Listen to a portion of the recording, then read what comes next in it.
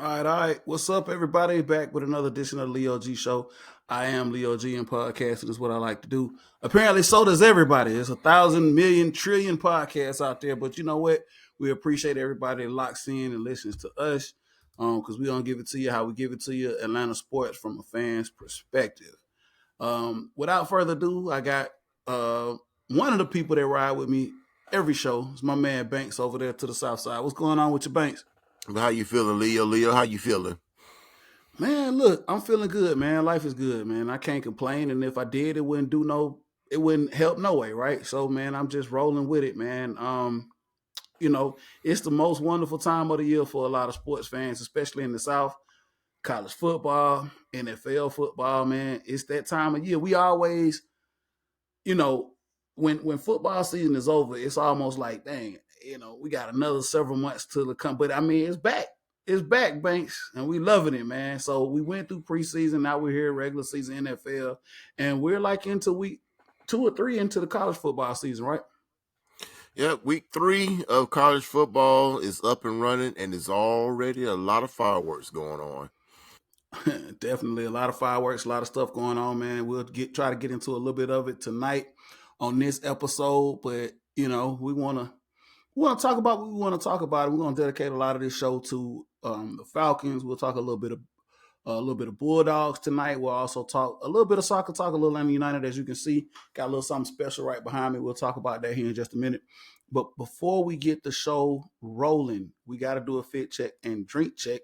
So I'm gonna pass it over to my man Banks over there, man. Tell everybody what you got on, man. Look like you got some. The rise up just popped out of it. Just popped out on me when you came up on the screen, bro. It's just a little something, Leo. Ain't nothing really much. You see it says Rise Up staple. It's our staple here in the South, and of course, the bird. So nothing big. Just doing real simple this evening.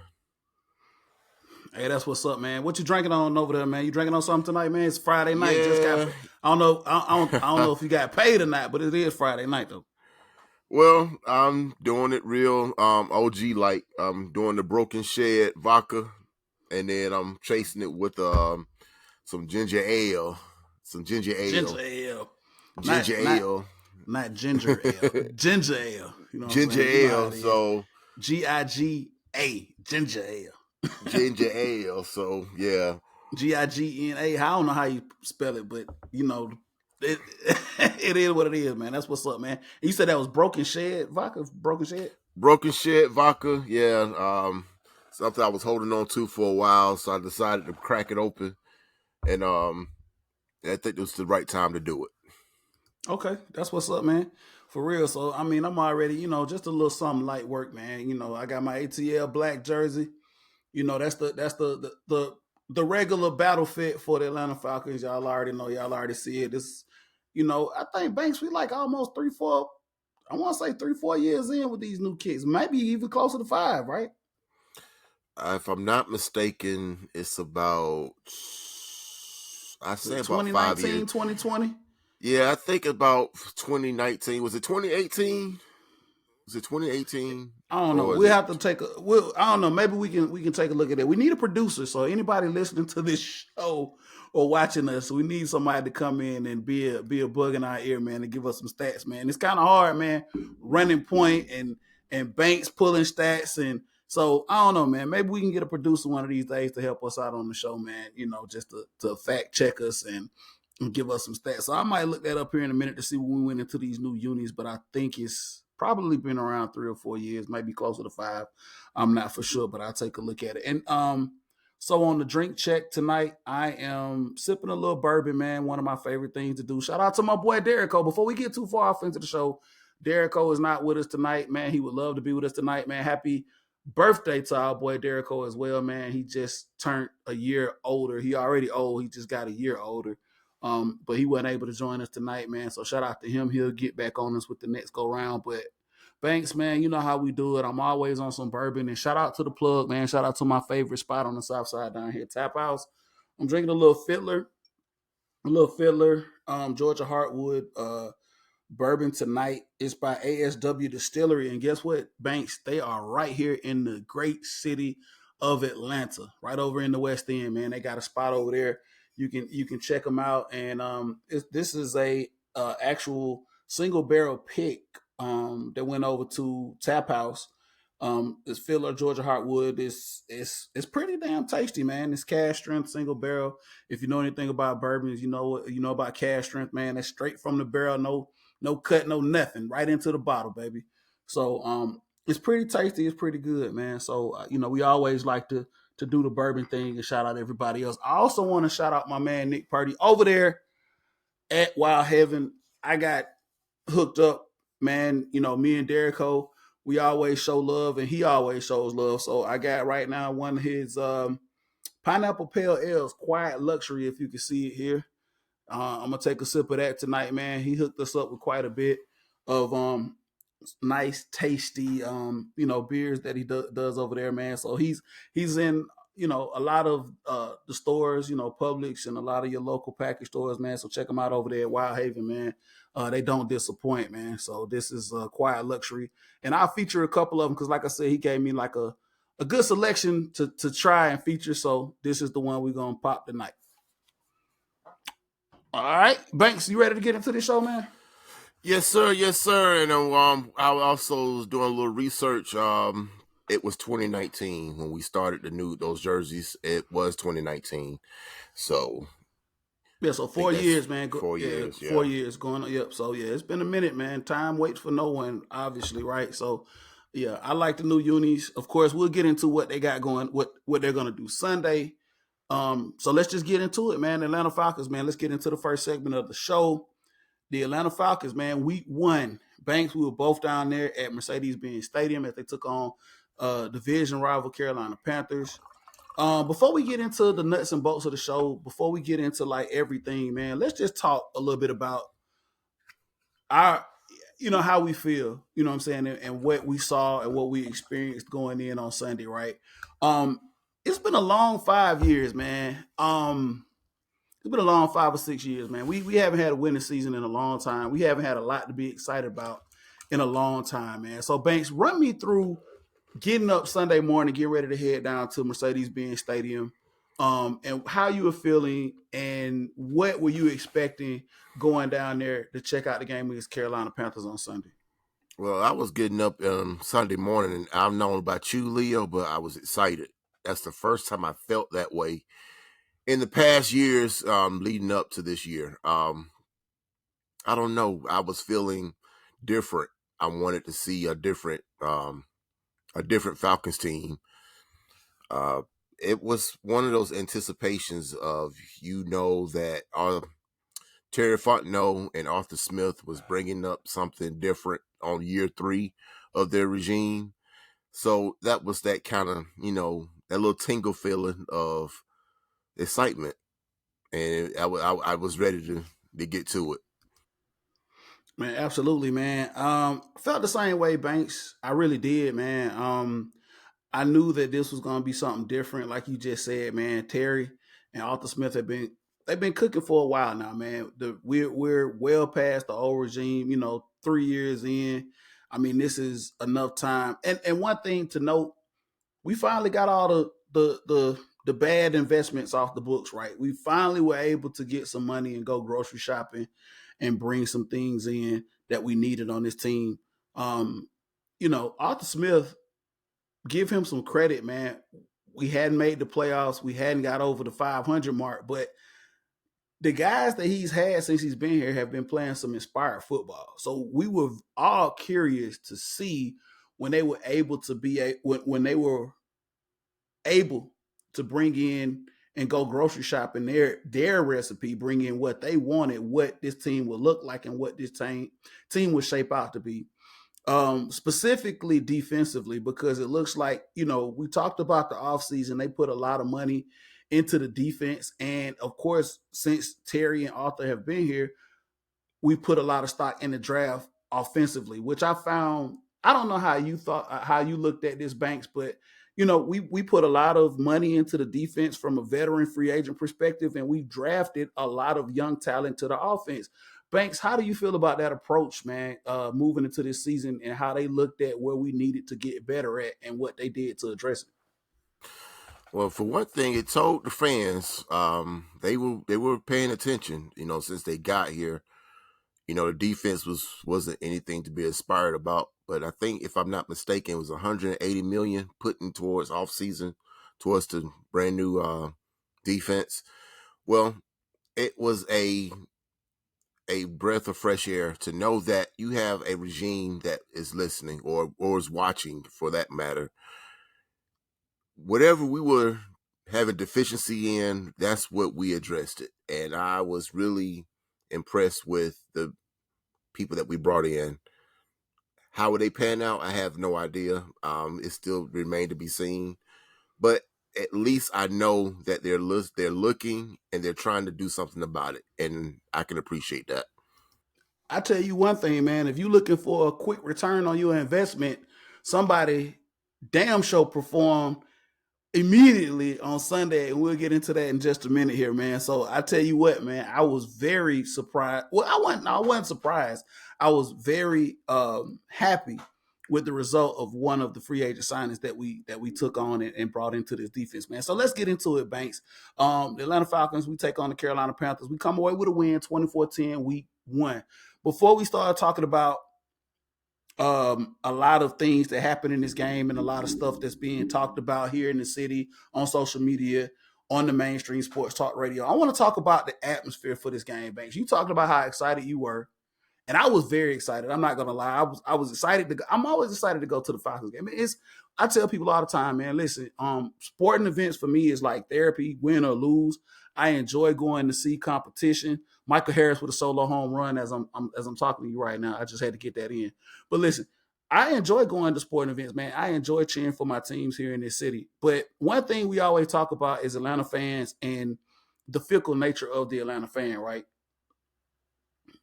2014 win over Carolina. This game against our division rival, it felt different. It felt good, man. I always tell people, man, Mercedes Benz Falcons games feel like home, like really, really home. Like when I go to Mercedes Benz to a Falcons game, I feel like I'm at home. I feel very comfortable, and it's just a cool atmosphere. Even during losing seasons, man, it's still like just I can't really describe it. You know what I'm saying? Just to come into the stadium, to walk around is, to see who you can see. I mean, literally rubbing elbows with some of the city's, popular. I guess I don't want to say. I guess you could say popular people or some of the to do people. I mean, you can see like the local celebrities, the big celebrities. Falcons games are a big event here in the city, man. So the atmosphere for this game was crazy, man, and the energy was there the whole entire game. Banks, talk a little bit about, walk us through the energy, man, for the game, because I know a lot of times, and let's be real, man. I'm gonna keep it 100, and I'm gonna keep it very transparent tonight. Bank, sometimes, man, you just aren't feeling the energy no matter what. But tell everybody why it was different this Sunday. Tell everybody why you felt different this past Sunday. I'm sorry. Well, I'm gonna start with whoever's in charge of uh, the game atmosphere. They hit the mark, man. They dialed into the essence of the ATL, and I thought that was a good start. They came out with the whole "we ready." We had the white flags going, and every other song that was played during that game was something that had to do with the ATL. Kudos to whoever's in charge of that. You really tapped into what ATL is all about. It The felt game day like experience department. it felt like ATL all throughout that game. It was rocking. I mean, everybody in my section at least was hyped. People were standing on third down. It was just a different feel, and I enjoyed every minute of it. Hey man, it was. I enjoyed it, man, thoroughly. Like I said, I told you I always enjoy going to Falcons games or sporting events, period, man. But it was a different kind of energy. Now listen, we all know um it's hit or miss. We you never know what you're gonna get with this Atlanta fan base. It is fickle. There's no secret about it. So you got to take what you can when you can, man. And like you said, the energy was there. The game day experience team with the Falcons. I don't know. Maybe they've been reading these surveys I've been filling out for years about the energy and what they need to do to get the crowd involved, man. And I think they finally found their demographic and found out what they needed to do to get everybody involved. They've done some things with the fan base, Banks, and we've talked about this a little bit off air. We haven't really talked about it on air, but they've implemented a couple of different things with the Dirty Birds Nest. They've implemented a couple of other, like you said, fan things that they do throughout the game.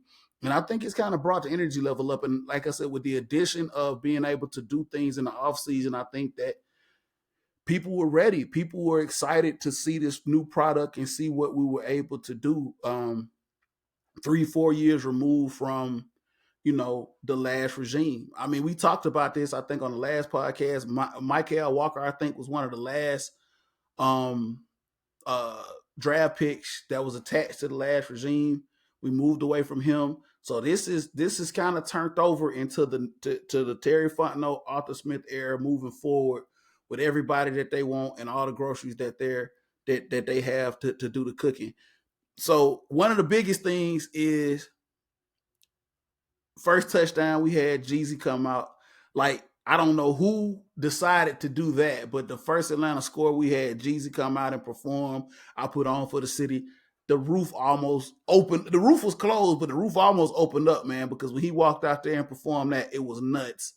Another staple that we've added to the fan experience is the swag surf. And Banks, you have been a big proponent of why are we doing this when we getting our teeth kicked in, right? It's almost like sometimes they don't understand the temperature of the stadium, but it was something that they were going to stick by no matter what, and they were going to make it work. I feel like Sunday it worked, and it had the stadium rocking, man. I mean, and it helps when the team does their part, right? When the team is winning, it feels good. But that swag, and to have FLY come out and perform it live, it was just like it was a concert like type atmosphere. The whole stadium was swagging and surfing. The white flags was out. By the way, side note, if you are a season ticket holder, bring the white flags back out. And I already told y'all, folks, they ain't give y'all no more flags. Y'all better bring them all season.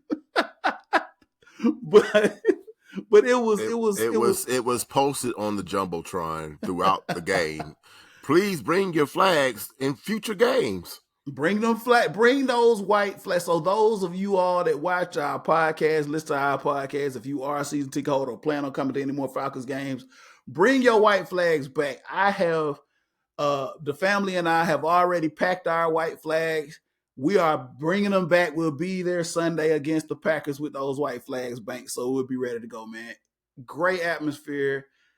I mean, just the energy was there. It was a great time. So let's get into the nuts and bolts of the game, Banks. Let's start talking about this thing here, man. And as we move forward here, 24-10, let's talk about some good things. Let's talk about what we did well in this game. I know we did a lot of things well, and we'll get into some of the things that we need to improve on, Banks. But one of the things we did well, and one of the staples of an Arthur Smith football team, is running the football, and we did that well. We were kind of off to a slow start early, but obviously our first round pick, Bijan Robinson, paired with our 1,000-yard rusher Tyler Algiers, we knew that we were gonna see a heavy dose of rushing the football, and it didn't disappoint. They came out. They were able to be a very, very vital part of the offense. I want to say, as I pull up my stats here, Tyler Algiers, 15 attempts for 75 yards and 2 touchdowns. Bijan Robinson with 10 attempts for 56 yards. They kind of carried this offense like a lot of us thought that they would. This is the staple of an Arthur Smith team. Arthur Smith is an old school throwback smash mouth coach. Banks, how do you feel about Bijan Robinson and Tyler Algier and what they were able to do and how they kind of complemented each other like we thought they would going into this game? It was pretty much a chef's kiss. It was match made in heaven. Let me ask you a question, Leo. If you're watching that game, Tyler Algier from last season, how he ran for 1,000 yards. Is it me, or was he running with a little bit more fire, or a little bit more, just a little bit more oomph? Like he had business he had to attend to, kind of runs. You know what I'm saying? And I mean, nothing against Bijan. Bijan did his thing when he scored his touchdown. I thought the roof was coming down. Everyone was like anticipating that one moment that Bijan get his first touchdown. But the way he did it with the guy from Carolina just completely whiffed on him, and he broke 2 tackles and got in end zone. But Tyler Algier, the whole entire game, and it's so weird for me to say this, but he was the best back on the field. I understand it's kind of unfair to kind of compare the two because they on the same team. This Bijan's first game, but Tyler Algier was like he was the man, like he was the guy that you got to get the ball to, and it was a good sight to see this man run, and I mean just hitting holes and getting open and taking 2 guys to tackle him. It was something to see. So listen, man, Banks, this is Tyler Algier. This is who he is, man. Tyler Algier is an angry runner. He's, you know, at any level of football, man, you don't want to tackle guys that run angry.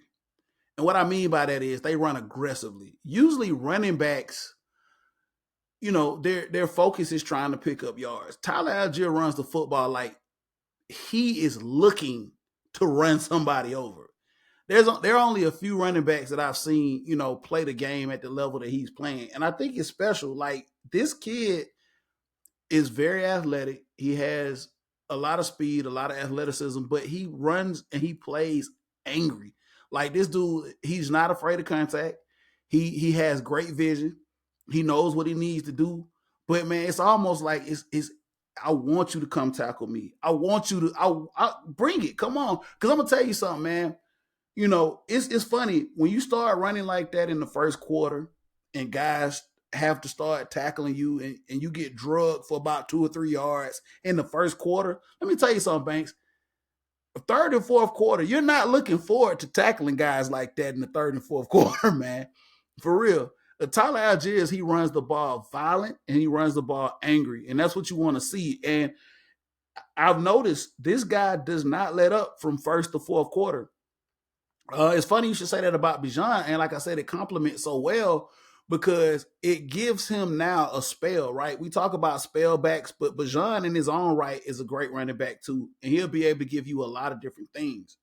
So Tyler Algiers can play his game, and you can actually give him some win. You can actually give him some rest. We saw it last year with the addition of Cordero Patterson, and we'll talk about him in just a second. But Tyler Algiers has no pressure. He has no pressure. He can go out there and do what he needs to do and play his game, and he will be a big asset for this offense because man, this dude here has a skill set, man, that a lot of teams don't have. An old school smash mouth run this football and pound you and pound you and pound you. That's what you want.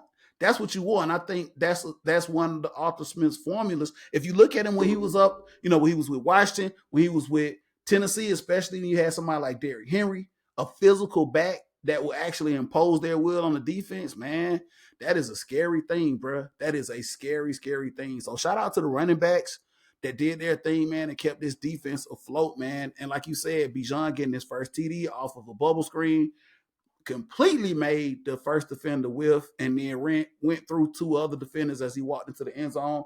Of course, Tyler went the second Tyler Algier TD. I think it was something special. He went inside, nothing was there, bounced it outside, took it out, and went over the pylon, man. So these running backs are going to be special. And so just speaking about Cordero Patterson before we move on, guess what? Cordero Patterson did not play. He was out. Cordero Patterson was tasked with being our first string running back for the last 2 years. Guess what? Guess what, man? This is a crazy problem to have, Banks. And I kick it back over to you. Where does Cordell Patterson fit in now into this offense and what we're going to do moving forward? Because, I mean, we see what Tyler Algier is doing. We see what Bijan is doing. So now what does Cordell Patterson do? Where do we see him in this offense? He is the Joker, so he can line up anywhere he wants to be, Mr. Leo. Cordell Patterson, is, if I'm not mistaken, has been practicing this week. So don't know if that means he's going to play or not. But if he does, I mean, he doesn't have to be the man anymore. He doesn't have to be the guy we depend on. This man can line up in a slot. He can line up as wide out. I mean, he can go anywhere on that field. He's the Joker, remember? J for Joker. And that man's going to get his at different parts of the game. If it's not kickoff return, he's going to get it somewhere. And I'm excited to see the man, and I think he has accepted his role, after the draft of Bijan and after the emergence of Tyler Algier. So I'm really excited to see this man play. And like I Listen, said, man, he is the Joker. Cordell Patterson said it. He wanted to be here long term. He came in and you love guys like Cordero Patterson because he's a blue collar guy. They asked, he's wore a lot of hats in his NFL career, right? He came in here a couple of years ago and they asked him to be the number one feature back. You know what I'm saying? Something that he hasn't done, but he was like, you know what? I can do it. So now everybody in the NFL knows what this man is capable of. Like you said, Banks, kick returner extraordinaire. We know he can line up in the backfield. We know this man can play receiver and catch it. This is going to make this offense that more potent. And I am going to love, because I know we're going to see it Sunday, Banks. It's going to be a time. Hopefully, Arthur Smith right now is drawing it up. Tyler Algier, Bijan Robinson, Cordero Patterson, all on the field at the same time with the addition of Kyle Pitts and of course Drake London lining up out on the end. Man, that is that is going to be special when we see that. And I'm praying that we see that early and often Sunday when we take on the Packers, man. Because he wasn't there. So look, moving forward, like I said, 2014, the Falcons beat Carolina Panthers. So let's talk about something else, man, that has been like a topic of conversation. It's been a topic of conversation since this man took on the starting position last year. And you know, I don't know, Banks, man. Maybe it's just my old school nature or just I just got mixed emotions and feelings about this. Let's talk about Desmond Ridder for a little bit, Banks.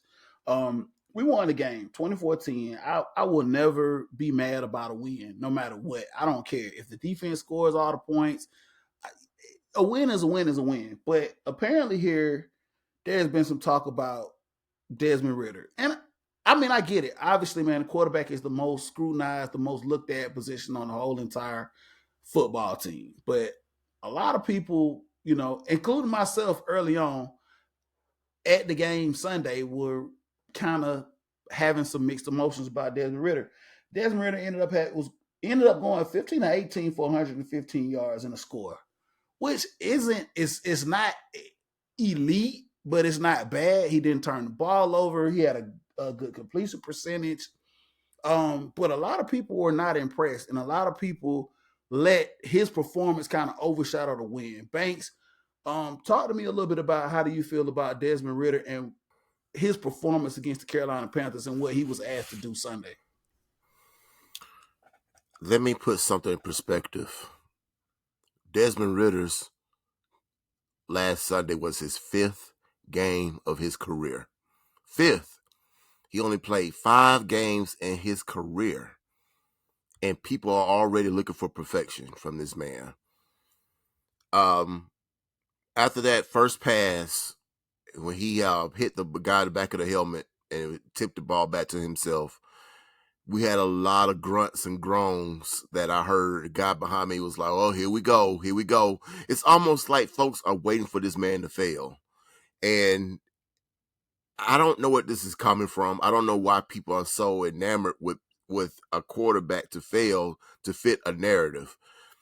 It's a toxic trait. I don't understand it. Like, I don't get why folks are just not willing to ride whoever's a quarterback of your team. Like, I don't know, Leo. I guess that's a topic on another day, I guess. But for me, I looked at a man who was trying to figure out a situation where he is now the man. He's no longer behind anybody. He doesn't have Marcus Mariota in front of him, thank God. But he's actually a person that we have to look up to now and depend on. The man went 15 for 18, and I think it was 115 yards and a touchdown. He didn't turn the ball over. He got sacked a couple of times, but quarterbacks do that. They get sacked. It happens. It's not the end of the world, folks. Quarterbacks are not perfect. Patrick Mahomes is not perfect, okay? He just plays well, but he's not perfect. I promise you, he's not perfect. Every quarterback throws interceptions. Every quarterback fumbles. Every quarterback just have a bad day. Banks, It's not Banks, going to... not to cut you off here, man, but you just really hit home with something that was okay. First and foremost, let's be real about this. This was week 1. I'm gonna let you continue, and we'll continue talking about the game. This was week 1 that just passed. You're talking about Patrick Mahomes and some of the better quarterbacks in the NFL and some of the elite quarterbacks in the NFL. Guess what? Patrick Mahomes lost to the Detroit Lions week 1. Joe Burrow, who has been ascended to one of the top elite quarterbacks in the NFL, he was benched in the fourth quarter with 5 minutes left. He had like 82 yards game, first game. Josh Allen had a bad first game, right? And these guys people forget, man, like you just said, Banks, I want to hammer that home. You're not going to have, elite quarterbacks are not going to have great games every Sunday. You know what I'm saying? This is the ultimate team sport. I know that sounds cliche-ish, but this is all around, man. This is 11 people out there on the field. And yes, we scrutinize the quarterback position. Yes, we look at the quarterback position as being, one of the focal points and one of the key positions that you have to have locked in. And you do. But every Sunday, it doesn't matter who's back there behind center, man. It's not always going to be perfect. So like you said, Banks, you made a great and valid point, man. Every Sunday is not going to be the best day for even some of the elite quarterbacks in the NFL, man. We saw it this week, and it was week 1. It's week 1. Come on, people. It's week 1. Banks, continue with your assessment on Desmond Ridder. It's just, I think with Desmond Ridder, he has nothing but improvement in front of him, okay? He's going to get better. Folks need to calm down. He's going into his 6th game, okay? Now, let me hit that home for you. He's playing in his 6th game. He hasn't played 10 games in the league yet, and people are treating him like he's just a elite veteran. He's in a situation where he is a veteran per se, but his 6th game, in my eyes, he's a rookie. He's playing his 6th game of his career, and you want him to be perfect, and it's not going to be perfect. I don't care what line he's playing behind. It could be the worst line, it could be the best line. He's not going to have it all. You got to give this man time. Yes, he has some arsenals to work with, which is probably going to help him develop into what he needs to be. But I think folks need to kind of chill out. And, the media's not any better. They trying to hammer home another narrative where we didn't go after a name that won't be said on the show, quarterback that we didn't go after this offseason. But it seems like everyone now that Desmond Ridder is public enemy number 1. What did he do that's so bad? Why he's now listed as the worst quarterback that ever walked the face of this earth? And I've seen quarterbacks last year that was worse than what he did last Sunday. Folks got to stop it, man. It's not going to get to what you want faster. Okay, folks already listen. Folks already talking about the quarterback from down SC. They already talking about Shedeur Sanders. Look, yeah. Listen here. I'm not worrying about next year. I'm not worrying about what quarterbacks is coming out. I'm worrying about Green Bay Packers this week 2. Exactly. Week 2, Green Bay Packers. Amen, brother. Amen. Listen here, man. And just to hit on another point with you, man, with the media, man. You know what? As fans, you know what? I like to take the hot takes from the media, man. But it is what it is with them, man. Listen, I'm riding with Desmond Ridder. I'm a fan of the Falcons until And until he's no longer the starting quarterback, I'm riding with Desmond Ritter, man. He has my 100. He has my support. I want to see this guy succeed. Apparently, the organization has put him there. I mean, Taylor Heineke is there and competed with him all camp. They put the faith in Desmond. He's our starting quarterback. I'm there. And you know, doing our podcast, Banks, I'm gonna say this much. I don't know where this will go or how far this will get. I don't know if somebody will clip this and put this on social media or whatever. But I'm gonna tell you something. I got to get this off my chest before we move forward. Steve Smith, really, dog, you were a professional. You played the game. You wanna troll a young man that's trying to do his thing in the NFL. I mean, yeah, you play for the Panthers. It's a rival team, but you want to keep trolling somebody that's doing, is trying to be a professional in this league, dude. You played in this league for years, and you want to troll somebody. Like, grow up, man. You know what I'm saying? You need to grow the hell up. He's been trolling Desmond Ritter and throwing out this narrative that he's not a professional, whatever, dude. But I'm gonna call you out, Steve Smith. You know, yeah, I'm calling you out, bro. Stop trolling this man. Let this man do what he does, man. And if it doesn't work out, so be it.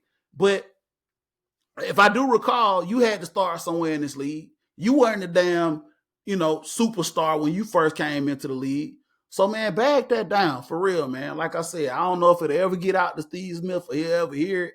But your troll job, man, for you to be a professional and for you to talk all that noise that you talking, man, you need to simmer down, bro. You really do need to simmer down. So listen here, man. We got to keep it moving, Banks here.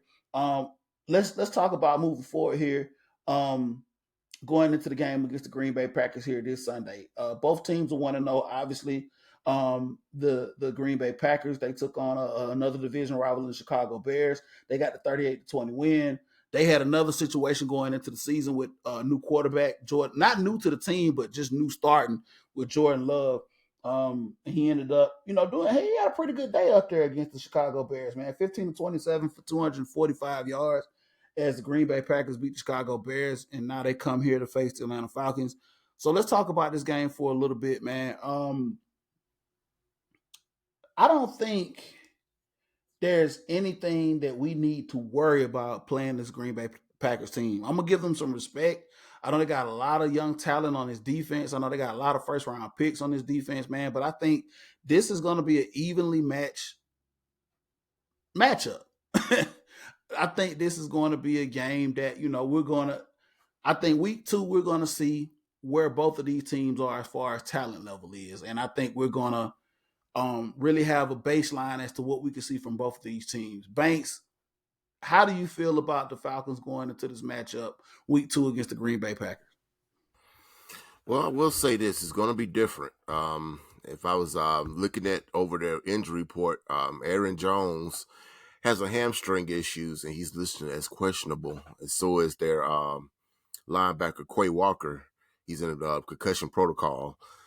And a couple of other players that's still on that injury list. I'm not looking forward to no kind of like advantage or anything because our own Troy Anderson's in concussion protocol. So the whole week up leading up to Green Bay, everyone's in love with what they did against the Bears. They made Justin Fields look real silly. They went out there and handled their business in Soldier Field. And it seemed like they feel like he's going to come down to Mercedes-Benz and do the same thing. I don't know about all that. I know we're going to play. We're going to show up. I know that Arthur Smith-led team has usually, since he's been here, has basically showed up to the fight. I've never seen an Arthur Smith-led team just completely just say, okay, we give up. You guys are better. We're not going to even try. We're going to be at the game. We're going to we're gonna let you know that we've been there, and we're gonna face you up straight up. I can't say what's going on with the Chicago Bears. I don't know what's going on. I thought they would be a better team, but we're not the Bears. So just letting you know that now. We're the Falcons. So Absolutely. I'm looking forward to a good game. Absolutely. And one thing that we didn't touch on is the Falcons defense, who really, really performed well, and they balled out a guy that we brought in during the offseason, plays free safety, the guy by the name of Jesse Bates III. He had himself a day, man. Shout out to Jesse Bates III, man, who had himself a day against Carolina Panthers. 10 10 tackles, one forced fumble, and 2 interceptions. This man forced 3 turnovers, man. I don't know what he was on, but I need you to be on it again this Sunday, Jesse. And if not, I need you to rub everybody on that defense's jersey, touch them. I don't know, man. Make the Kool-Aid for them to drink. Whatever you was on this past Sunday against Carolina, I need everybody to be on that every Sunday, man. You know, I had a lot of people tell me that signing was not impressive. It didn't move the needle for them. Let me tell you something, man. I don't know what this guy is going to do for the rest of these games, but like I said, if you want an early return on your investment banks, he damn sure showed up and showed his ass against the Carolina Panthers, man. I mean, single-handedly, man, was the reason that we were able to be successful and beat the Carolina Panthers like we did, man, and just make it hell on the young rookie quarterback in Bryce Young. So, man, defensively, man, I think that's going to be another key this Sunday moving forward is him going out there and making everybody that much better with what he did. Because now you got a scheme for him. Jordan Love, I'm pretty sure, has been looking at a lot of film and seeing what he can do. But we gotta forget, man, on this defense, we got a guy by the name of AJ Terrell, who's a great cornerback. You know what I'm saying? Looks like, hopefully, fingers and toes crossed, we had a first round pick in a cornerback named Jeff Okuda. This guy might be back Sunday. So, I mean, they threw the ball all over the yard against Chicago, man. I'm willing to say that this is not going to be a defense. This is not the same defense you faced in Chicago. This is a Falcons defense, and we were able to put pressure on the quarterback. Man, I got to give kudos, to Nielsen and this new defense that has been able to put some pressure, was able to show some new looks. For the first time in a long time, Banks, I saw 4 and 5 men getting some pressure to the quarterback, man, getting back there. Bud Dupree, Calais Campbell, Grady Jarrett, obviously, man, that's what's up, man. So this defense is new and improved. I'm liking what I'm seeing after week 1, man. Banks, let's talk about predictions moving forward here, what we expect to see out of the Falcons week 2 against the Packers, and what are your predictions for this Sunday? You don't have to give me a score line, but you can just give me some predictions as to what you expect for this Sunday and what you look forward to seeing. Well, I'm just basically expecting a good game from the Falcons. The carry over from what we did in the fourth quarter against the Panthers, I see that the Falcons going to carry over from that. Start with the first half. The first half of the Carolina game, I don't know if we were kind of pacing ourselves or we just had to like come to grips and figure out this is a damn regular season game, not preseason. But for one thing that you didn't talk about, Leo, is the adjustments in halftime in that Panthers game. I met up with you in your section at halftime, and I told you what the hell is going on. And we both looked at each other. It was like, we got to fix this some way, somehow. We cannot. This is not what I thought. And lo and behold, it was 7-7 in halftime, and it was like a switch was turned on. The defense looked different. Hell, even Desmond Ridder looked different. He looked a little bit more comfortable in that pocket in the second half. I don't know if you noticed that, but I thought it was something said in that locker room, and it translated to that field, and we end up holding Carolina Panthers to only 3 points. I think that's going to carry over to this Packers game, and maybe we'll start off kind of, with a full head of steam and give these fans something to cheer about early and often. Hey, man, I agree with you. And for what it's worth, man, the Falcons, you got me for a full, 60-minute ride this Sunday, man. I will come out there. And from what I saw this past Sunday, going into this game this Sunday against the Green Bay Packers, you'll get everything out of me as a fan, that I need to do for you all, man. Because you guys came out. So Banks, can they get 110% out of you this Sunday, man, from start to finish? Absolutely. Absolutely. Listen, I was there 110% at the game Sunday. I was really into that particular game just to feel what the players was feeling on that field, and I was enjoying it, and I was enjoying the fans that was around me, and it's going to carry over to week 2. Listen, I'm go ahead and say it. It's going to be Packer fans there. I get it, Oh, but every time we play this team, they always show up. That's fine. Usually when we play them, they go home disappointed. So let's keep that trend going, and let's send them home disappointed. man, listen, I tell people this all the time, man. And it's all over the NFL. It's not just Atlanta. It's all over the NFL, man. Wherever you go, you're gonna have some teams that are gonna bring out a lot of fans. I mean, that's just how that works. But we need to the team needs to do what they do, and as fans, we need to do what we do, man. We can't get caught up in, oh man, there's a bunch of Green Bay Packers fans in here. We can't get caught up in that, man. We just got to go out. We got to do what we need to do, and we got.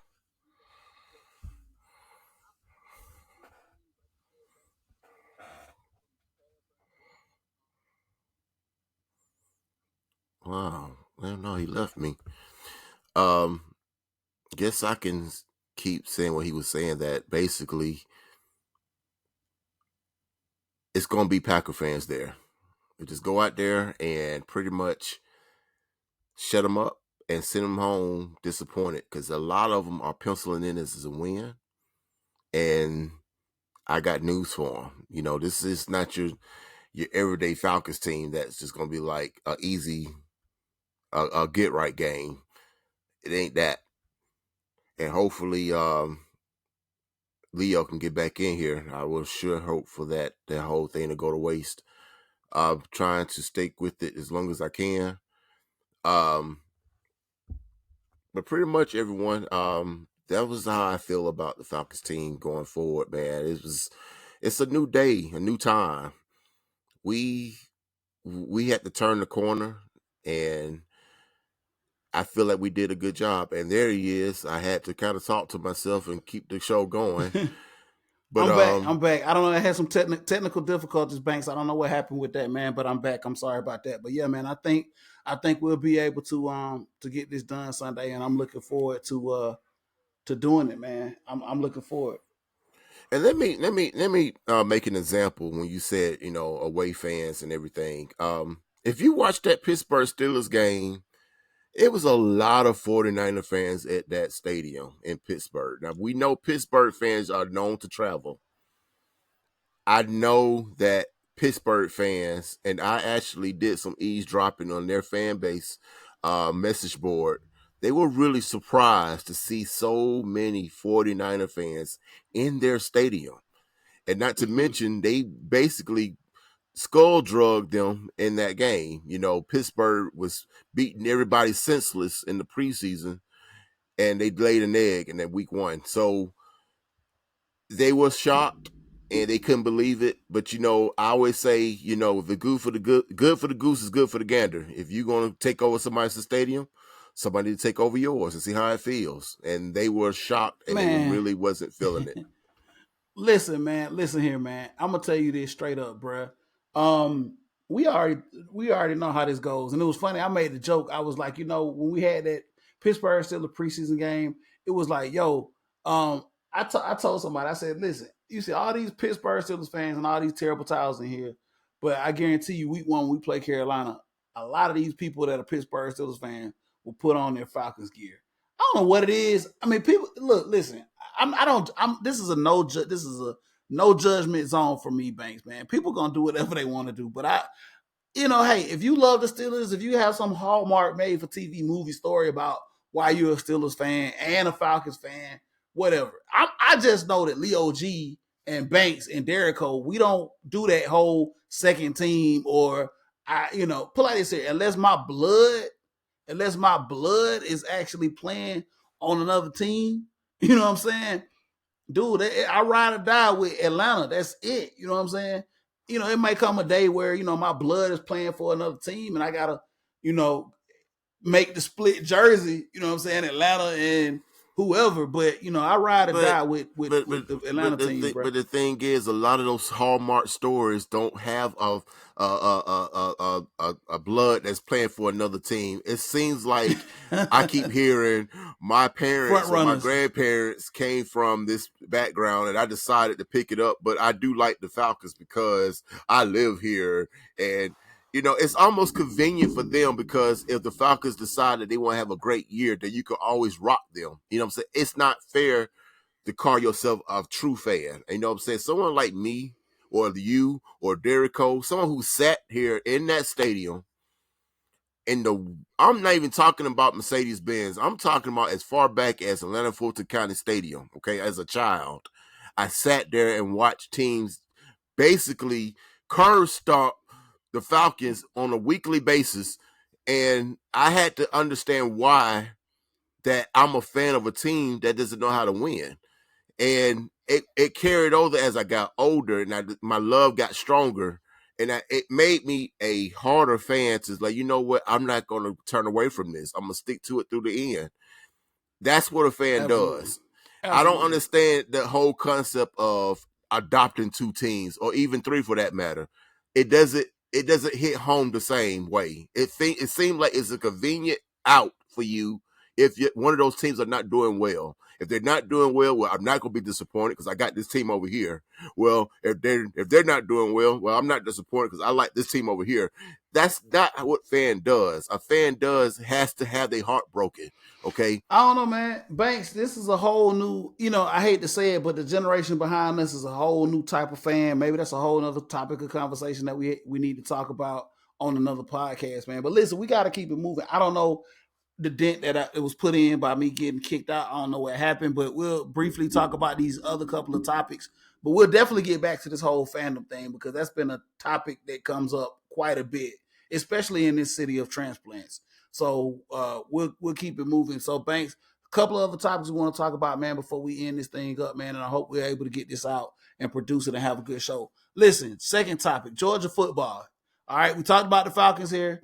Hopefully, we'll be able to come back here in a week or so and talk about the Falcons win, move forward 2-0. But Georgia football here, man. Georgia football, UGA 2-0, defending national champions.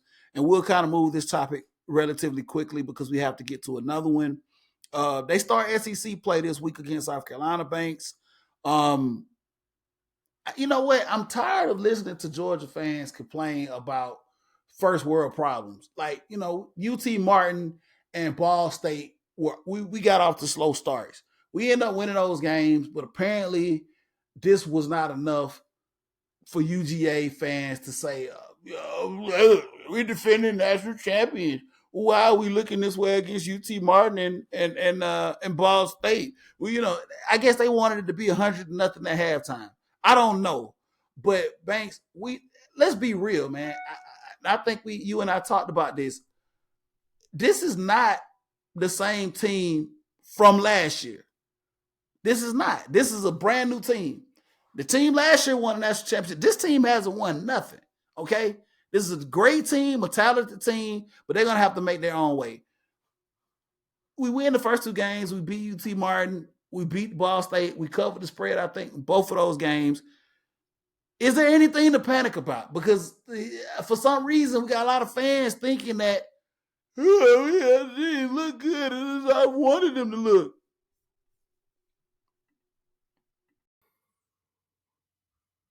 listen, Leo, this is a lot of coming from the media, not just Georgia fans. Okay, I get it. We have a lot of injuries, and I know that's no excuse. The running game is suspect at best. They think they rushing like 3 yards a carry. It's not going to cut it. I get that. Compared to your first championship team and compared to the second championship team, no, they're not up to snuff if you really trying to do apples to oranges. This Georgia team has to make their own way, like you said. Okay? Everybody calm down. Take a breath. This is Kirby Smart we're talking about. He's going to have those guys prepared, okay? He's going to find what their strengths are, and he's going to use it. What they weak at, he's going to try to mask them, or he's going to try to eliminate them. Take a breath. It's going to be fine. Okay. We got South Carolina coming up. All right. This is a game where people are already trying to sneak in that upset alert, into it, because it was like the last team that beat Georgia was South Carolina in Georgia. Okay. If that's what you need, if that's what you need to have some kind of a storyline, have at it. Okay, have at it. All I know is it's another game, and I know Kirby Smart and his team is going to be prepared for it. And I'm looking at it like this: all the panic, just drink a sip of water. It's going to be okay. Stop comparing them to the first championship teams, because it's not the same. That's all. I mean, that's just bottom line. Stop comparing these teams. Man, listen, I'm with you, Banks, man. Sit back, relax, enjoy the ride, man. This is a whole nother team, man. Let's see what we do. I mean, you know, in Kirby we trust, right, man? Kirby has come over, taken over this team, has brought this state two back to back national championships, man. Two. We haven't seen two from that team in 40 years. 40 years. And Kirby has done a lot, hats off to him, man. Let that man cook. Let that man do it. We know the scape of college football is changing. We know we're going to see a lot of things change in college football here within the next couple of years. I mean, it's moving to something that we talked about here in the past with, these super conferences and teams moving all over the place. And I think we'll have to come back here, maybe bring Coach I in and talk about college football and what we'll have to, what we look to see college football evolve to in the next 5 to 10 years. But listen, in the present, don't you worry about Georgia. If you claim to be a Georgia fan, don't you worry about Georgia. Georgia's gonna be fine. Make no mistake about it. And for all the fans that are out there talking about how Georgia had this week schedule, it's not their fault. This is the SEC. I know, the SEC took a little. People saying is there a little loss, a little loss from the SEC? It ain't Georgia's fault. You know what I'm saying? Georgia had Oklahoma for a home and away on the schedule, and it just so happens that now Oklahoma's coming over to the SEC. So listen, man, Georgia's gonna play the schedule that they have. We're gonna play the games that we need to play. We're gonna do what we need to do going into December. Hopefully, we'll be here in Atlanta playing in the SEC championship against the SEC West. That's a hot mess, but that's not Georgia's fault. You know what I'm saying? If there's an automatic bid for an SEC team going into the college football playoffs, those are the rules that are set up the way that they are. Let's let the chips fall where they're made, and let's see what Georgia is able to do, man. I have a lot of faith in Carson Beck. I have a lot of faith in what Kirby is doing. So I'm not even sweating that, bro. Banks, like you just said, not even sweating it, man. Not even sweating it at all, man. How do you feel about this game going against South Carolina as we move into our next topic? Listen, this is going to be a true test going for these brand new kids, okay? Make no mistake about it. I feel that they're going to be ready, and I think South Carolina is going to give their best shot. I feel like going forward, if Georgia had their no disrespect to UT Martin, no disrespect to Ball State. This was like their little practice preseason games, if you will. I don't want to say it that way because it's not fair to those kids. Those kids. It's exactly what it was, man. Let's be real. That's exactly what it was. I mean, I don't think it's any disrespect. But look, listen, Banks, Ball State and UT Martin knew what they were coming into. They got a check. And so you don't have to feel bad about it, man. The talent level isn't there. The recruiting isn't there. The depth isn't there. Ball State and UT Martin knew what they signed up for when they came on to play these games. So you don't have to feel some type of way about it. This happens, and I don't know why people do. This has happened in college football for a long time. The big schools need a tune-up, and it just so happened Ball State and UT Martin was Georgia. I mean, yeah, there you go. There you have it, and we play South Carolina. Hopefully we don't say that right there will be our first SEC matchup, and then we have another tune-up game right after that with UAB. So I feel like this is a game where the schedule kind of in retrospect of how the roster is made. With all the injuries we got going on, it was a perfect storm for this team to get back on track. It's setting up to where Georgia will be okay. Absolutely, absolutely, man. So hopefully, man, in a couple of weeks here, we'll talk about Georgia moving forward, like you said, going into the UAB game, and then I think coming up here shortly, we'll have Auburn down in the plane. Banks, I'm thinking about maybe doing that down there in Auburn, man. We'll see what's up though. We'll talk about that at a little later date, man. I got a lot of soccer going on in my household with my son playing some soccer. We'll talk about that as well a little later on. But look, we're gonna kind of wrap this thing up. Got another topic, two topics I want to talk about before we wrap this thing up. Atlanta United. Hadn't talked about Atlanta United in a while. Banks, damn, don't do that to me. Don't do that to me, man. Don't do that to me, man. Atlanta United, we'll talk a little bit about them as they have like about 6 games left in the season before we move into the playoffs. Very, very big game coming up tomorrow as we record this podcast. Tomorrow, Saturday, got a big game against Inter Miami. And if you didn't know, if you've been sleeping up under the rock, Inter Miami, they signed a guy by the name of Leo Messi, plays now for Inter Miami. Right, just only the biggest soccer player on the damn planet plays for Inter Miami. Messi Mania tomorrow in Atlanta versus Inter Miami. Banks, I know we've talked about this. We talked about Messi coming to the MLS, and now it's upon us. He's here in Atlanta, still up in the air. Will he play? Is he going to play? What's going to happen? I know for a fact I heard specifically that Miami is not going to try to do whatever it takes to win the MLS Cup. But he is upon us now. He'll be here in Atlanta tomorrow.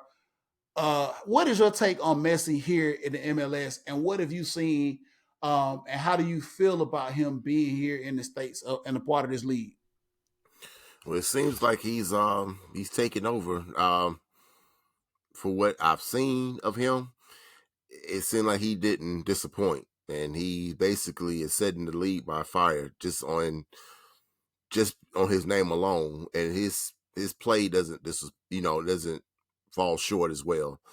I don't know what's going on with Atlanta United, but I do know that he's coming to Mercedes-Benz tomorrow. That it's going to be some good football played. Absolutely, man. It's going to be. I expect for it to be a really, really good game. Derrico's not here, but Banks, if you want to take a drink, you can. But just as we move through the topic, man, listen. The Messi effect, I think, has positively impacted the league and negatively impacted the league, if you want to say that much. I've always said that we needed more visibility on the MLS, right? We needed more visibility on our soccer league here. And by him coming here, it's done just that. Now, a lot of people would argue that, there are still a lot of things that need to be changed with the league, and I don't really disagree. But it's here now, it's upon us. So just to give you a little insight, Banks, usually with MLS games, you get a lot of media credential requests. I guess I don't know what the norm is, but for Saturday there were over 400 media credential requests for the game Saturday as Messi and the crew comes at the time. And I say Messi, I'm not disrespecting Inter Miami, but they know what they are at this point. They're Messi and the crew. I mean, like, really, for real. It's like David Ruffin and the Temptation. It's like Gladys Knight and the Pips. This is now Messi and Inter Miami. Let's just be real about this, Banks. Do you agree with me? Can I say that this is Messi and Inter Miami? This ain't this. That's what it is. That's what it is. That's exactly what it is, man. He has overshadowed a lot. They did win this tournament that was created this year against Liga Mex. They won that tournament. I think if I'm not mistaken, I don't have somebody to fact check me on this. I don't think they've lost a game since he's played with Inter Miami. And another thing is too, they're looking to bring in a lot. I think they are looking to bring in other top tier European players to play along with him moving forward. Two familiar names that are down there with him, Tata Martino and also Joseph Martinez. They're going to make their return back to Mercedes Benz this Saturday as well. How weird is that going to be, Banks? Tata Martino and Joseph Martinez, both who brought this city a championship in MLS in 2018, coming back now with the whole new, three-ring circus coming to town. Bittersweet.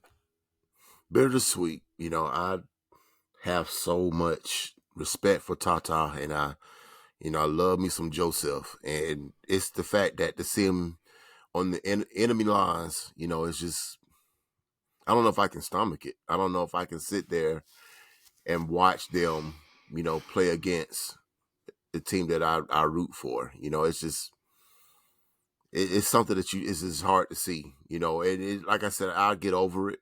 I know it's a business. I get it. But it's just something that I just can't get with. I can't get with to watch a player that I held so high,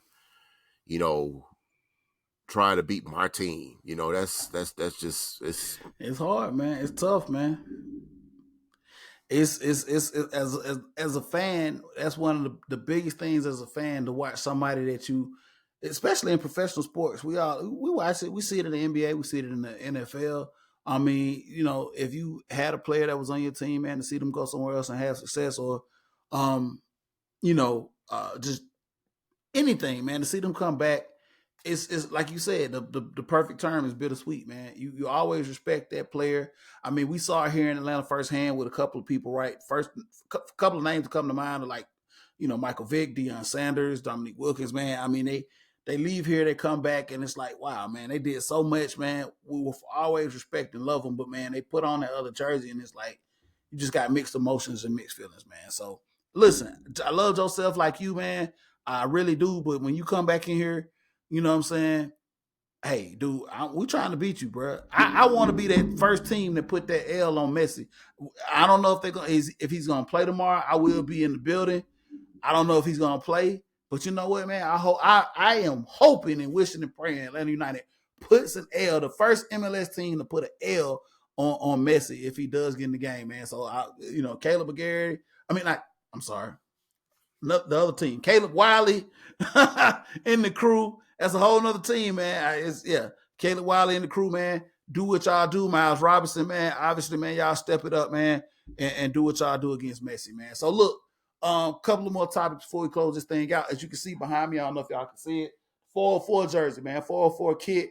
A lot of teams don't get a third kit, Banks. This is something that is special in the MLS because this is all fan driven. You know what I'm saying? Like the fans actually are the ones that kind of dictate who gets a third kit in the MLS. And because of the numbers and because of the fan base here in Atlanta, we were blessed with a third kit, and it's the 404 kit. And as you can see, it's something special, and it's very, very special and near and dear to Atlanta. Atlanta is a unique city, and we talk about this all the time, but this kind of hits home with the roots and the culture of Atlanta, and its hip hop origins, right? We know New York. I talk about this all the time with people, man. The home of hip hop is New York, right? But I think here, Atlanta now has made their name as the torch carrier of hip hop. For the last decade or so, or the last 2 decades, Atlanta has been a focal point in the center of the culture of the hip hop movement. And I think this 404 jersey embodies that.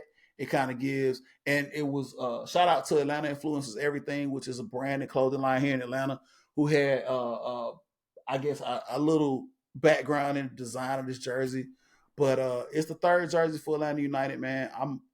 I love it. I love it. A lot of people have hated. It's either you love it or you hate it. I love it, and I'm a rock it. And I have my own reasons behind it. Banks, how do you feel about this third jersey, man? absolutely love it. I don't have anything to say negative about it. I think it does embody the city. Um, I've seen a couple of kits that Atlanta United has put out that I was kind of lukewarm about. But that one right there kind of just sold me over. I am really, really like have some bad case of envy of you, Leo, for having it, and I don't. And I'm going to make sure I get me or cop me my own so I can hang behind my backdrop. So, yeah, it's something that I really really love. Absolutely, man. Like I said, shout out to our team, man, and shout out to our city, man. Listen, people don't really know this, Banks, man. Before we get off air, there's a couple of things I want to talk about. Well, one more topic I want to talk about before we get off air. But one thing I want to say, man, we do this for sports. We talk about our teams, and we love this city. You know, people always talk, you know, hey, we love New York, we love Philly, we love LA, we love Miami, whatever the case may be. Listen, Banks, you and I both love this city, man. We both grew up here. We have these arguments and these jokes and these battles internally about people that grew up here in this city, right? But we will defend each other tooth and nail against any outsider that talks about this city. We love it, man. You know what I'm saying? And you know, this is what it's all about, man. You know what I'm saying? We live Banks, we're a unique generation, Banks, that we have had the opportunity to watch this city grow leaps and bounds. I mean, we grew up in a city that was big, but yet it felt like a small town to now it's one of the biggest media markets in metro, you know, just metropolis of the states. You know what I'm saying? Another world. Like I went out, we go overseas, man, and people be like ATL. Yes, we know ATL, which is weird to me, man, because I never thought growing up here that it would blow up to be the way that it is, man. I mean, like Banks, just I mean, I don't know if you want to talk about or describe, man, how you feel about the city and your love for this city, and just you know how it's just it's just a unique place to live and be. I mean, you can thank the Olympics for that. You can thank Freaknik for that. You can thank the fact that we have the busiest airport for that. You know, you got people that travel to this city every single day. You got people that I hear time and time again and say, I came to Atlanta, I laid over, or I came to Atlanta to see a football game, or I came to see a friend, and I don't want to go back. I love the city. It's something about the city that people love because they don't go home. You know, you go around 285 and you be like, where are these people living at and why is there so many people here? You and I know that back in the 80s, it wasn't like this. It was nothing close to this. Nothing close to this. 1988, I can tell you probably the the population probably tripled, maybe more than that between 1988 and now. You know, Yeah, it's a whole different stance of what people come here for. I mean, I have so many nicknames for this city to the point where I can't keep up with them all. You know, I was told that people from outside that I'm from Atlanta, they were like, "Oh my gosh, you from a city with a whole bunch of black people." I am. Like, I mean, now that, you know, outside looking in, that's what they see, you know, and you live in this city all your life, you don't see that. You just feel like it's just yeah. my This city, is you what you know. know. Right. Exactly, it's what you know. So yeah, I get it. And like I said, I won't trade it for nothing else in the world. Now, I've been to some cities that I adore. I truly adore. But I would never in a million years trade it for this city. Ever. Absolutely. Absolutely, man. I love everything about it. Listen, I thought we were gonna have time to get to another topic here, Banks, man, but we need to go ahead and close this thing out. Um, hey man, hopefully, you know what? Actually, we'll talk about it because it does relate to the city, man. Really quick. Want to give a shout out to we don't usually do this because we're local fans, but it's such a connection to the city. I gotta give a shout out to my man Prime, man. I gotta give a shout out to my man Prime up there in Colorado, man, doing this thing with the Buffs. Listen, man, he's getting a Prime is doing this thing his way. Sometimes when you do things your way and not the way people want you to do them, you're gonna get a lot of flack, man. And real talk, I'm gonna just say this much before we close this thing out, Banks. I don't know if you feel the same way that I feel, but listen, I'm gonna say this with my whole chest, man. Prime, do what you do up there in Colorado, man. put foot to ass, man, and let these people know, man, that you can do what you want to do. You can coach how you want to coach, man, and you can. And there's no limit, man, to what can be done, man. I'm loving what I'm seeing with Prime up there in Colorado with the swag, and a lot of people had just they thought it was a gimmick. They tried to write him off. It's not traditional. What is he doing? Prime, do what you do, bruh. Do what you do. I'm not even gonna get into what was talked about this week, man. They got a game coming up here against Colorado State, man. Keep winning. Keep doing what you do, Prime. We behind you, man. That's all I got to really say. Banks, you want to say anything about this before we close it out? Listen here, whoever the coach is at Michigan, Colorado State, you just opened a can of whoop ass on your own team, and you did it yourself. I'm not into the instigating who said what. That's your own thing. Maybe I felt like he's trying to put attention to his own team because it's so irrelevant right now. But neither here or there. I would never said it. And Dion took to the media and said, he took it to another level. Now it's personal. He's got the team backing him up saying the same thing.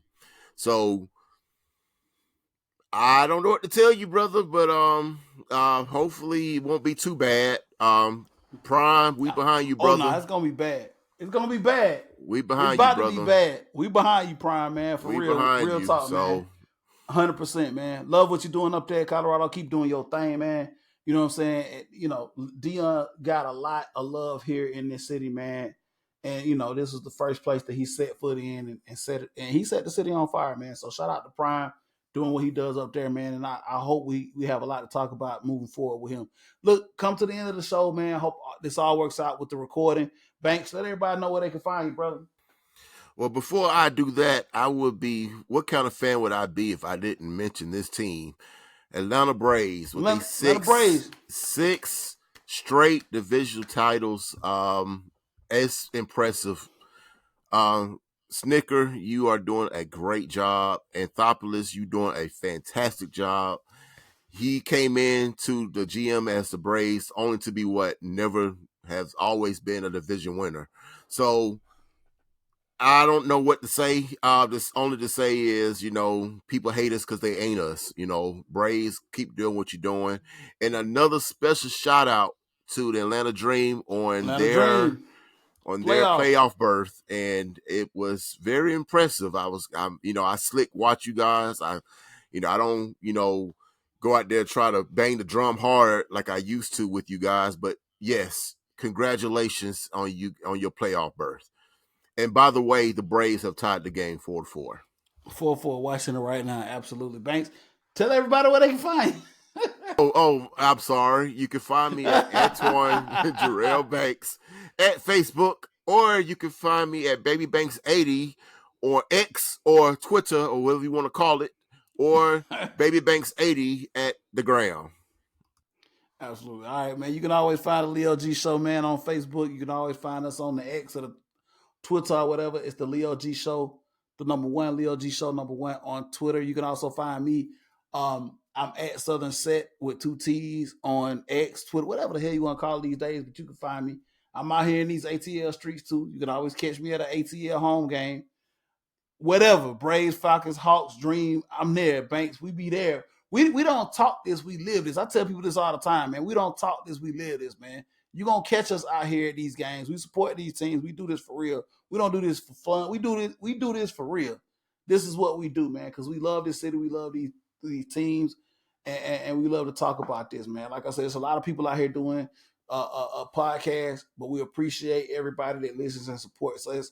And we know we haven't been able to get content out like we wanted to, man, but we love to do this, and we're passionate about doing this. So, hey, we're gonna keep on doing it as long as I can, Banks. We're gonna keep on rolling it out with the Leo G Show. And I appreciate you for the support. And I appreciate our boy Derico, man. Shout out to him, man. Hopefully he'll get back with us. Not hopefully, but he will get back with us on the next go around. This has been another edition of Leo G Show, man. We hope you enjoyed it. All right.